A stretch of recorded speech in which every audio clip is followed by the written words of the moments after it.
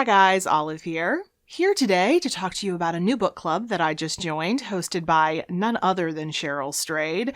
And in this video, I would like to review the June book club selection. The service I used to join this book club and also the sponsor of today's video is Literati, which is a fantastic name, by the way.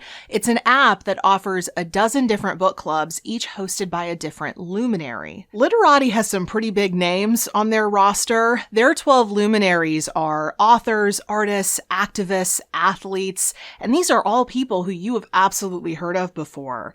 There's Roxanne Gay, Jesmyn Ward, Susan Orlean, NBA star Steph Curry, even Malala is one of the luminaries running her own book club on the Literati app, and that's just a sampling. There are many others. Each luminary has their own club on the app, it has its own name, and they each have their own mission, which I think is something really special. Each luminary picks books that really mean something to them. Those books deal with something that they really care about. So these aren't random picks, they are carefully curated selections. The club that I chose to join on the Literati app is Cheryl Strayed's book club called Wild Reads. Cheryl Strayed is, after all, the author of the memoir Wild, so it's a pretty perfect book club name. Her book club focuses on memoir, literary realism, and travel, all things that I adore reading about, so it was a really great selection for me. There are two different membership options for Literati. There is Standard, and then there's Premium. Standard gets you app access to all 12 book clubs. You can join as many as you want, but it is a BYOB, bring your own book model. However, with the Premium option, you get everything that Standard gets you, app access to all 12 book clubs at all times, but they will ship you one book club's book every single month, whichever one you choose. They'll ship you that club's book, and it comes in a box like this. When you open your box, of course, you can expect to find your book inside, but there are also some other goodies in here, including a Literati bookmark, and it has these little tabs on the back of it to help you keep track of your reading as you go along, which is really helpful. I'm definitely going to reuse this. There's also a little pouch that contains information about the book, your book club, important dates. It also has a note from your luminary.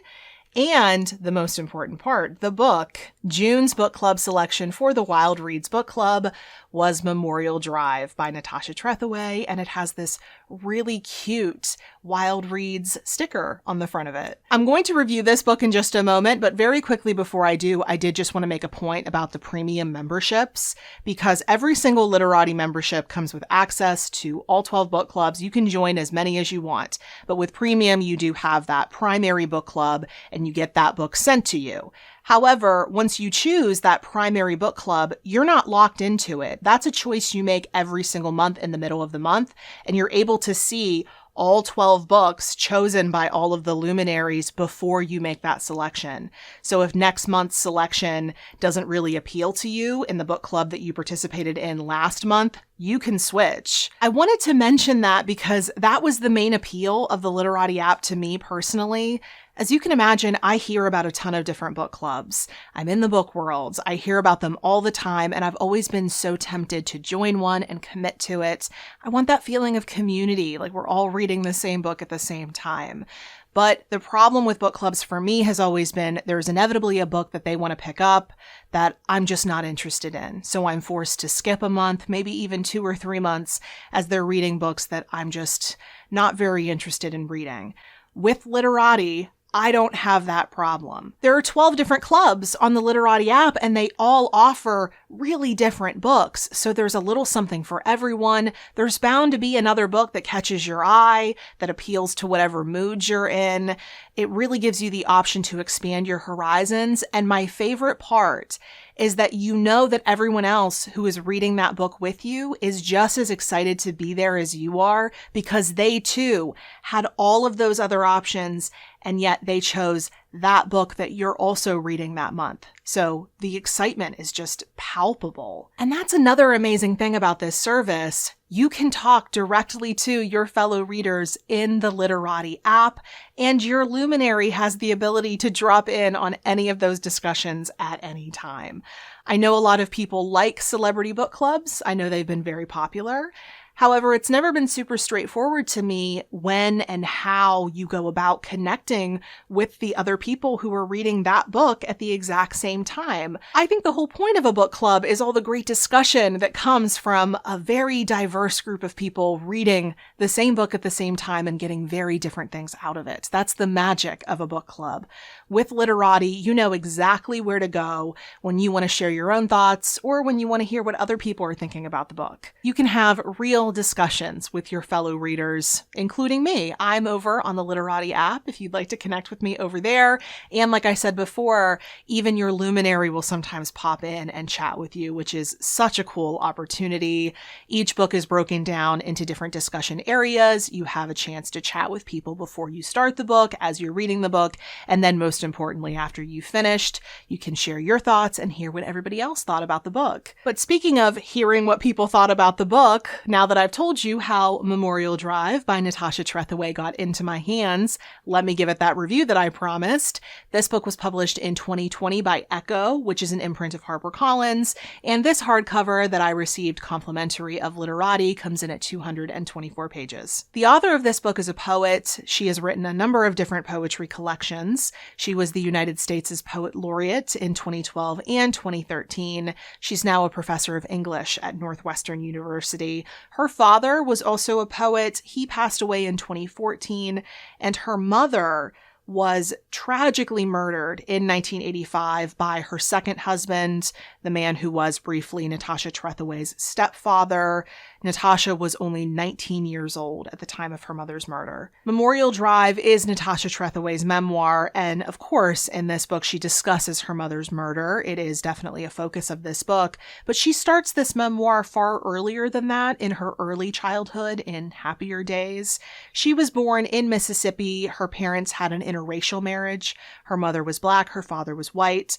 Their marriage was actually illegal at the time of Natasha's birth. They had to drive up to Ohio in order to get married because they were not permitted to in their state. And although her mother and father did eventually end up divorcing, you can tell just by the tone of the early sections that Natasha Trethewey looks fondly upon that time in her life. Before she starts the second chapter of this book, she says how difficult it is to think about the years between 1973 and 1985, the year of her mother's murder. I'm assuming because it's the beginning of the end. It's the start of a story that she knows doesn't have a happy ending. After her parents divorced, Natasha and her mother moved to Atlanta, Georgia, where her mother got a job and met the man who would ultimately become her second husband, Natasha's stepfather, for a period of time. I believe they were married for a little over 10 years. They had a child together. And it was not a happy marriage. It was physically abusive. This man would basically mentally torture Natasha, punishing her for crimes unknown. He just wanted control over her. He wanted to drive a wedge between her and her mother. It seems to me as though he resented Natasha for not being his biological child and for not wanting to be adopted by him. She didn't want to take his name. Eventually, her mother, Gwendolyn, had had enough. She decided to leave him and take her two children, Natasha and her half-brother Joey, with her. She was more or less financially independent. She wasn't dependent upon her ex-husband, so she was capable of leaving. And still, he just would not leave her alone. He bothered her all the time, and about a year after they were divorced, he began making increasingly serious threats on her life as he got more desperate for her to come back to him. He basically gave her an ultimatum: come back to me or die. And Gwendolyn refused. So he carried out that threat in June 1985 outside of the family's apartment building. Cheryl Strayed, the luminary behind the Wild Reads Book Club, recently did an Instagram Live interview with Natasha Trethewey, given that Memorial Drive was Cheryl Strayed's very first pick for the Wild Reads Book Club. And in that interview, right at the beginning, Cheryl Strayed asked Natasha, what made you want to write this memoir? Why talk about your mother's murder all of these years later? And Natasha's response was that she never really intended to write this memoir, but she started to feel like it was something she wanted to do when she became the Poet Laureate and all of these articles were coming out about her, and they would mention her mother's murder as though it was just a part of Natasha's backstory. her mother's voice never got to be heard. Her mother's impact on her life was reduced just to what happened to her, just to how she died. And her mother was so much more than that to Natasha. So she really wanted to tell her mother's story in her own words as much as possible. And Natasha did have the ability to tell her mother's story in her mother's own words because of a story that happens toward the end of this memoir. She ran into a police officer completely by chance. That police officer was the first person to respond to the scene back in 1985.